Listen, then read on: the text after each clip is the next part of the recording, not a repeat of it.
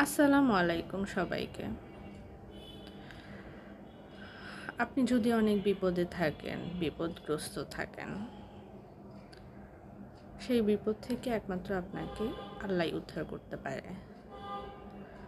যদি আপনি খুব বিপদে থাকেন, যে কোনো দিকে কারো সাহায্য পাচ্ছেন না, কোনো কিছু পাচ্ছেন না, কারো কাছে কোনো সাহায্য চাওয়ার মতো আশা নেই, তাহলে প্রতিদিন দুরুদে ইব্রাহিম ৩১৩ বার করে পড়বেন।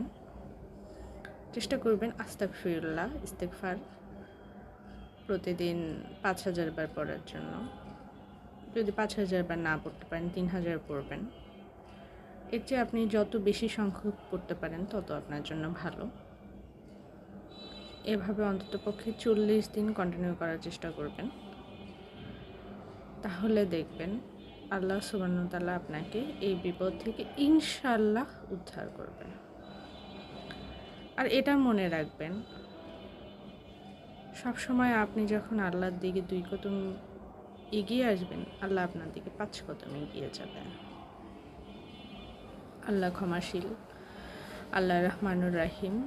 তিনি সব বান্দাকে চাইলেই ক্ষমা করে দিতে পারেন।